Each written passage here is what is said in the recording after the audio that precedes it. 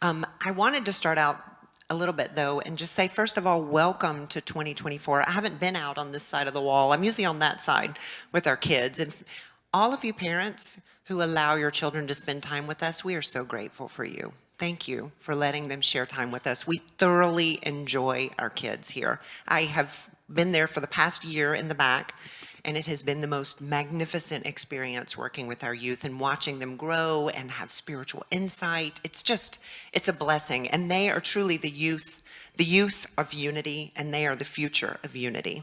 So we are so grateful for them. 2024, doesn't that sound like the future? You know, this is a very auspicious year. This is very auspicious. In numerology, if you follow numerology, 2024 is the number 8. So if you take the date of 2024, you add up those numbers, it's an 8. And I saw Joan in the back, it's the infinity symbol. So not only does it mean balance, because the infinity symbol is equally balanced, it also represents achievement. So what do you want to achieve this year? Does anybody know what the new animal is for the Chinese zodiac? It's a dragon. I heard, yes. Do you know what the dragon represents? It represents growth, progress, and achievement, and abundance. So if you have been looking to set some goals and there's some things that have been eluding you auspiciously, this is the year. This is our time to manifest. And when you are working on your goals, or if we did a treasure map vision board a couple weeks ago, if you were able to do that, then I hope you've got it in a good place and you can see it every day. If you haven't, I highly recommend you do one or set some type of goal for yourself, because this is the year. And when you're doing that, think of your spiritual community as well. Because as you grow, we all grow together. That's what the whole purpose of community is. So I highly encourage you to do that. And let me see, did I see Gail? Gail, I saw you. Spiritual practice is extremely important. We're going to talk about prayer today, but the other side of the coin of prayer is meditation. So I like to say, when you pray to God, you speak to the divine. When you listen, you meditate. And here in just next month, on Saturday the 17th, there we go. Saturday the 17th, Gail, Ray, and I, would you stand, Gail? Gail is right here. Gail is right here. She is a meditator, and as am I, and we do different types of meditation practice, but she is a prolific painter. If you've ever seen any of her art, she makes jewelry, anything she touches is gold. And we are going to teach an all-day class on meditation and prayer and painting. So it's a silent retreat. There'll be some talking, but mostly silent and painting and expressing and pulling out those things of you that you want to put on paper. And if you've never painted, like me, I've only painted like once in college, join us. It's going to be a really good experience. This month is about influence. And Reverend Darlene last week spoke about specifically influence as you align with your means and ends. So what exactly does that mean? Well, I'm going to tell you what I think it means. If you have a goal that we talked about just a moment ago, you're setting your goals for 2024. How are you getting to that goal? The goal is your end result. So let's just say by December 2024, you're going to XYZ. How are you walking that path to get there?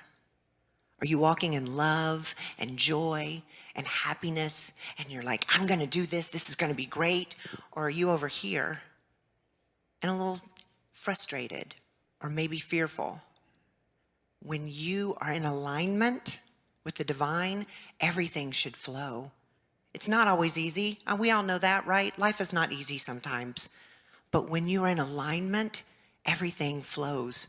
And so I ask you, as you're moving towards those goals this year, make sure that you are in that alignment with the divine. And one of the main ideas that we use here in Unity is prayer. It's the cornerstone. If you know anything about the history of Unity, you'll know that it was founded on prayer. In fact, our very own Charles and Myrtle Fillmore started as a prayer group. and they would pray for people. And then it became the church you see today.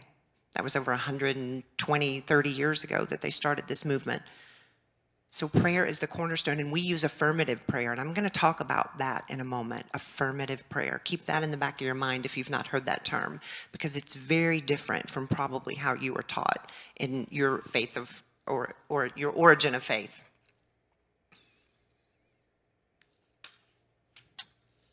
Okay. I want to talk a little bit about influence. When you think of influence today, 2023, what are you thinking of? The first thing that comes to your mind. You probably think of social media influencer, right? We have all these people now who are on this kick of social media, and they talk they talk about everything. My son was watching something yesterday, and it was literally a social media influencer who only talks about basketball. And apparently he's got like 1 million or something followers. There's fashion, there's art, there's music, there's everything you can think of. And we, as the flip side of the coin of influence, as we influence, we are influenced, right? It's like that infinity symbol. It's balance. So I ask you, as we're going through this today, what is influencing you? Who is influencing you? When you're on TikTok, what comes up and how does it make you feel? Or when you're watching a TV show, or I can't even watch the news. The news, if I watch the news, I'm depressed for a week. In fact, the last time I watched the news, it was so horrific I started crying. And Marcus was sitting next to me, my 13-year-old, and he was like, "Mom, why are you crying?" And then my other son came down the hall and started crying. We were all three crying over the news, and I said, "No more." And that's been 2 years. I haven't turned it off because life is too short. Life is too short. So take stock in who's influencing you. It should feel good. It should lift you up. There are 3 people in my life who have influenced me when it comes to prayer. The whole purpose of our talk today and the whole next few weeks, which I'll talk about our class in a moment, is all steeped in prayer. And I know Angela joined us this week for our first prayer class, and she's going to continue coming back for the next 5. It's a 6-week course. So we are steeping ourselves in prayer, but prayer is so much more than just speaking. It's so much more. My mom was one of the people who influenced me the most when it came to prayer. And for those of you who don't know, my mom passed away 2 months ago yesterday. Yeah. And I've been thinking about her life a lot because she had a really hard life, really hard life. She was we both grew up, my mom and I did, in a fundamentalist Christian church. And in 1970, my mom became pregnant outside of wedlock with me. The church that was her foundation kicked her out. They told her that she was going to HE double hockey sticks and that she could not come back. And she was a deeply, deeply spiritual person. My family still kept me going to the fundamentalist church, but she was kind of out there in the wilderness by herself for many years. And she finally found the Methodist church. And they took her in and they loved her. And they just really helped her get over a lot of the pain that she had received, the spiritual trauma from the church we had been going to. And there was this one particular night where they did co-ed Bible study. Now, the faith that I grew up, I am sinning right now because I'm talking to you because I'm female and I'm in front of a congregation. And the church we grew up in, women were not allowed to speak in the whole sanctuary. You could talk in the Sunday school or you could talk outside, but once you got in here, you pretty much needed to be quiet unless you sang. So I am a heretic, and I kind of like that little rebel inside of me. I like that. Anyway, she was at this Bible class one night, and it was co-ed, and they were starting out, and they always started out with a prayer, and they asked my mom to pray. My mother had never prayed out loud or in front of anyone before. Never. And so I asked her, I was like 8 or 9 at that point. I was like, what did you do, Mama? Like, what did you do? And she said, well, I said, thank you for this church and thank you for these people and thank you for this study group. And that's all. She ended her prayer with, and that's all. But she prayed. She prayed out loud in front of people. And I thought that was so, even as a kid, I admired the bravery of that.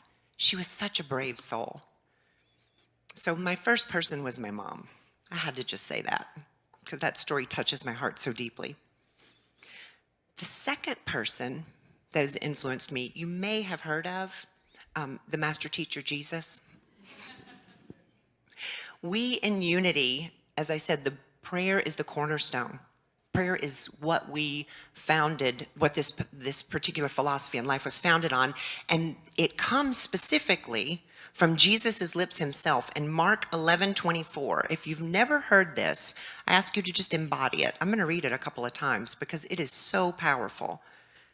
Therefore, I tell you, whatever you ask for in prayer, believe that you have received it, and it will be yours. Let me take that again. Therefore, I tell you, whatever you ask for in prayer, believe that you have received it. Believe, and it will be yours. That Bible quote has stuck with me for so many years because I never understood it until I started working in these practices and principles with Unity. I now understand what that means when we talk about affirmative prayer.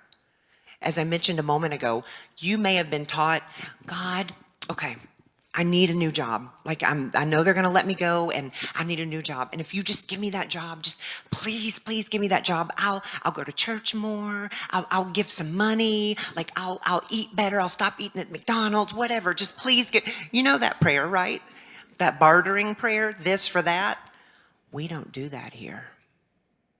We don't do that at Unity because we go directly to the source that says, believe that you have received it and it will be yours. Can you do that with me? Can you believe that you have received it? As you're setting your goals for this year, as you're saying your prayers, believe. I'm going to hold it for you. Like I tell my kids, whenever we set something and we say a prayer or we do like a goal setting at the end, my son might say, oh gosh, I hope this works. And I'll say, don't mess with mama's prayer. That's what I'll tell you right now. Don't mess with it. You have to believe it. The third person that has really helped me and defined the way that I pray today is Ernest Holmes. Anybody know Ernest Holmes? Ernest Holmes wrote a book called The Science of Mind back in the 1920s, so it's 100 years old at this point, which is mind-blowing to me. I've been studying it for about 25 years now.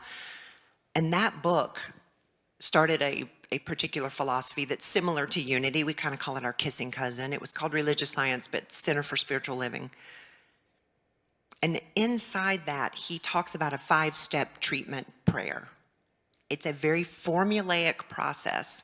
And I'm going to talk about those here in just a moment. But it's a formulaic process to help you to learn to pray. So when I learned this, I immediately thought of my mom, who was just like swinging in the dark. Like, I'm just going to say something and, you know, it's going to come from my heart. But it really didn't have direction. And this particular process gives you direction. It gives you a formula to use. The key is you have to know it, but you also have to believe it. And that's where your emotion comes in. Your emotion plays a very important role in your prayer. You can't just be robotic and just say the prayer. You have to have that drive behind it, that zeal, enthusiasm, the motivation to make it succeed. Ernest Holmes says, all the power of the universe is with you. Feel it, know it, and then act as though it were true. You have to feel it and know it. So let's talk about those 5 steps. The 5 steps are what we're going to be covering in the class, and I would say if this calls to you, you can join us. Please, we have in-person and virtual. Oh, thank you. I'll just point to that. But I wanted to make it, I've been a working mom for so many years and I could never do classes during the day, and there's a lot of stuff that happens here. And sometimes it was hard. Like I may have basketball practice or my son's doing whatever. You can Zoom in while you're sitting in the car waiting for your kids if that's what it needs to be. Just, we want to make this available to everyone. And if there is finance is what's making you not come, come for free. I don't care. I want everybody to have this. And I will tell you, if it is finance that's holding you back, we're going to pray for prosperity for you. And then when you get that prosperity, you can give the church some money. Yes, tithe is a good thing. Ernest Holmes gave this 5-step treatment, and the first 2 steps, I think, are the most brilliant part of the process. Because as we know, we talk a lot about unification here, right? We talk about being one with the divine. Well, what does that mean? Sometimes that's so abstract. Let's break it down. The first step in the 5-step treatment is recognizing. You are recognizing the divine. As they say in the 12 steps, higher power. Some people say universe, some people say God, some people say goddess. Whatever that is for you, you have to recognize that it's there. And so what are those attributes of the divine that call to you? If you're speaking about peace, peace is very near and dear to my heart now with everything that's going on, and 2 teenage boys in my home. So I pray a lot for peace. Peace is constantly there. Peace is always in my mind. So if you're praying for peace, what are those qualities of the divine that have peace that resonate with you? Peace, compassion, love, bliss, safety. What are those things? That's recognition. So when you recognize that there is a true one power, think about those qualities. If it's health, it could be that God is radiant health, optimal radiant health. All of these things, all of them are available for us. So just think about what attributes that God has. And the second step is that you have them. So we like to say a simple way is God is radiant joy and blissful peace, and I am a child of God. Therefore, I can be nothing but radiant joy and blissful peace. We connect into the divine. We align through our words. And one of the beautiful things about this is I like to consider this poetry. You're writing a poem to the divine and to yourself, and together you are co-creating. It's like your spiritual being here, whatever you call it, I just call it God, holds your hand and you write it together. It's such a beautiful process. The third step is, I like to call the meat, or the vegan meat, depending on what you eat, of the sandwich. This is the stuff that you're praying for. This is the realization piece. What is it that you want to see? For 2024, think about that right now, because we're going to do this here in a moment. I'm going to, as we end this talk, I'm going to do a 5-step treatment. And I want you to kind of join me in the process and be thinking about what you wish to see for this year. For yourself, for your community, for the spiritual community, for this planet. We need so much right now. This whole planet does. And as we say these prayers, as we say these words, it gives us responsibility. Because what we're doing is we're building our consciousness. We talk about that a lot here. The Christ consciousness. The Master Jesus said, "These things ye shall do and greater."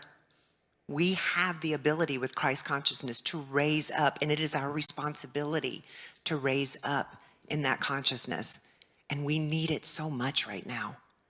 So what do you want to see? What is your realization? And it's okay to pray for a job or the love of your life or for health or for an abundant garden. Of course it is. Whatever you wish to see. But also remember the people around you. And as you learn to pray more and you do this formula more, it becomes easier and easier. And then you can maybe become a prayer chaplain. Just put that little seed out there. The fourth step is called Thanksgiving. And I like to say, I'm going to get some water here. It's so dry. Isn't it so dry? I woke up, my hair is normally curly. It's so dry that my hair is straight. Our heat has been continuously going, I think, for 5 days now. The fifth step is Thanksgiving. Thanksgiving is about gratitude. That's where your emotion comes in. So when you think about gratitude, what do you feel in your body when you're grateful for something? Usually there might be a little bit of excitement. There's a little bit of peace. There's anticipation for what's coming, right? Or just being grateful. Peace and gratitude gives me such solace for all of the things that I have in my life. It just grounds me in to the divine.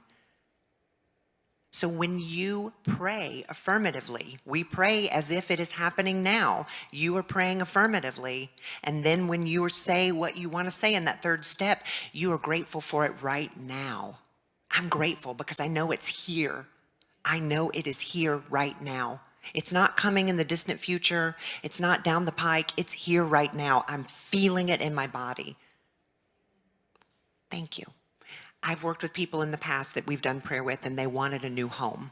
And I said, okay, let's talk about that. Let's talk about what that means. I want you to think about what it feels like the minute you turn the key and you've walked into your new home. What is that emotion that you have in your body? That's probably related to gratitude. Think of that. Feel that prayer.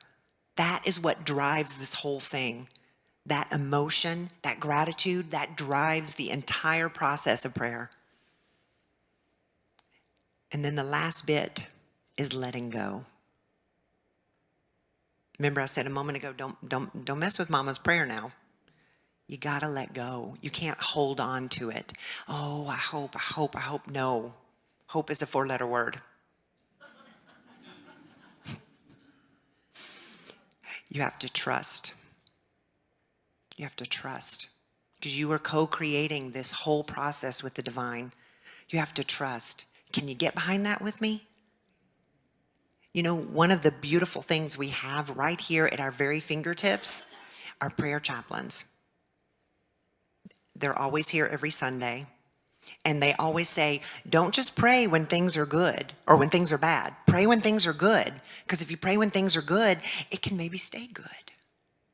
Right? You have to keep that prayer going. So utilize our prayer chaplains. Unity has a 1-800 number that you can call that's open like 16 hours a day, something like that, all throughout the day. You can call and someone will pray with you live on the phone. There's an app for that. Unity has an app. You can put in a prayer. There's no reason why prayer can't become a part of your daily spiritual practice. Keep that alive. Keep that energy alive. My teacher in Chicago, my minister, when I first came to New Thought, one of the things she told me was, every thought you think is a prayer.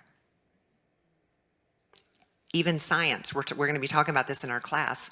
Quantum physics shows there is energy behind your thoughts. So what are you thinking?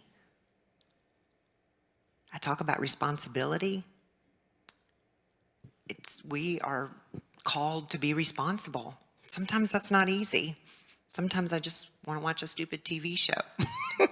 But I really try to think about, how does that make me feel? How does that make me feel? And I want to feel good. Don't you want to feel good? Let's feel good together. Let's be a spiritual community that feels good together and lifts each other up in prayer. Can we do that? Can I get an amen? Thank you. Yes. So if you want to join us at this class, come on. We'd love to have you. Even if you just do one, class, it will make a difference for you. We have the papers that we can lay out, and I'm even happy to talk to you after the service about the 5-step treatment if you can't make the classes because you have other obligations. I get that. I've been there. I'm, a working mom, and I was studying ministerial school for 1.5 years, and it's tough sometimes. But we are here for you. Just remember that. In whatever capacity you need, Unity is here for you, and we love you.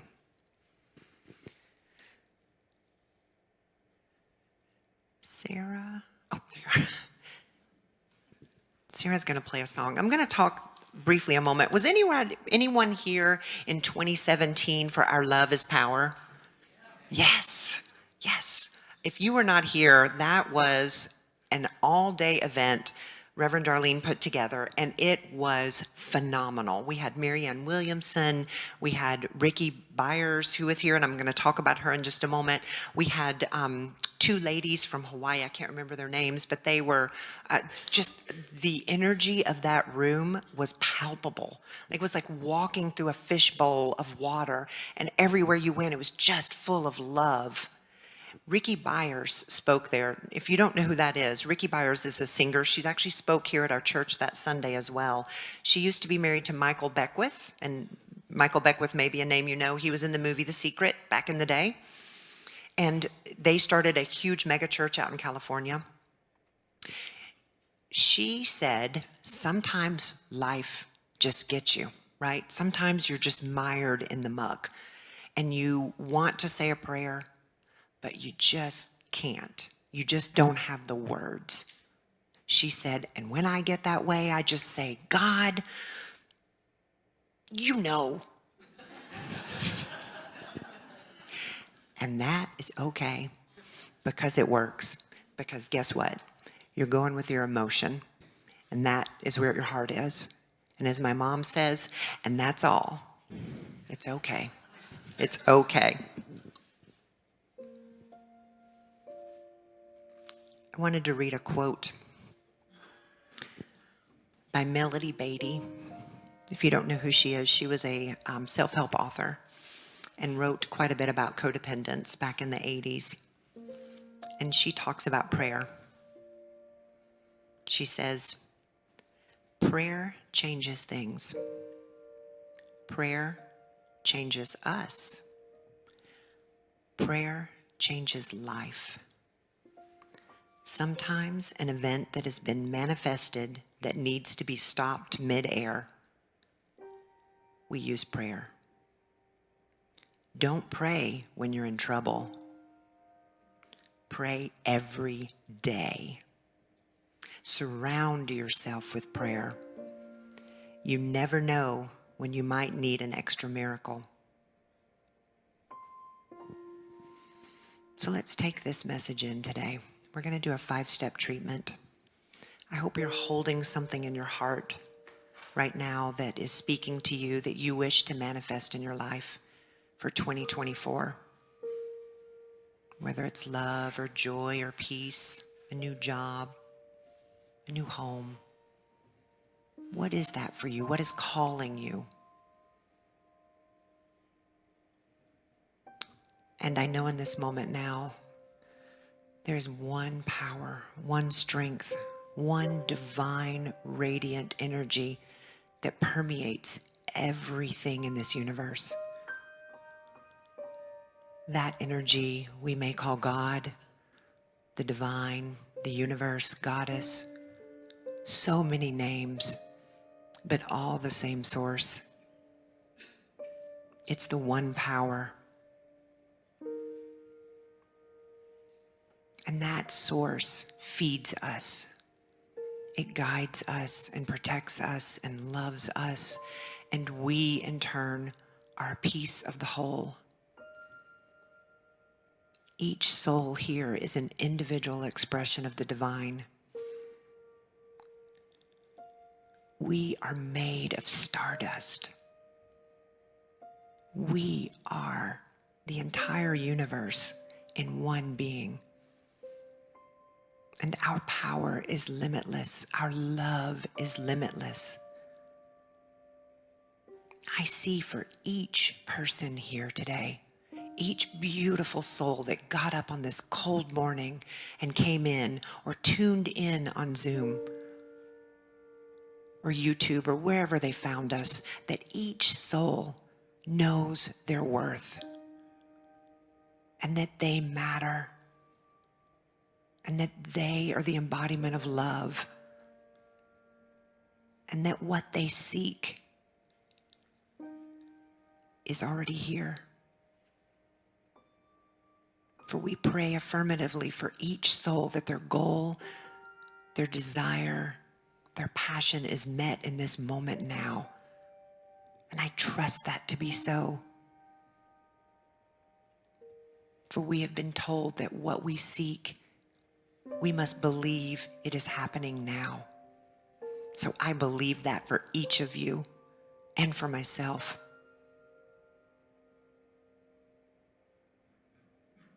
I am so grateful. I'm so grateful, Father, Mother, God, for the gifts. I just bask in the glory of your love, and in gratitude, I say thank you. Thank you. I release.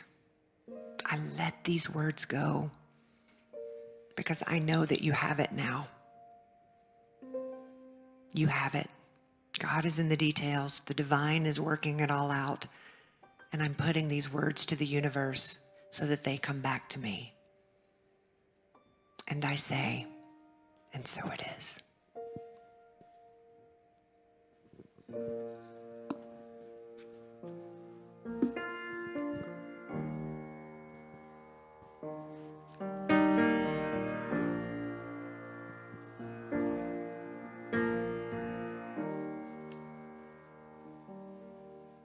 I breathe in and I breathe out.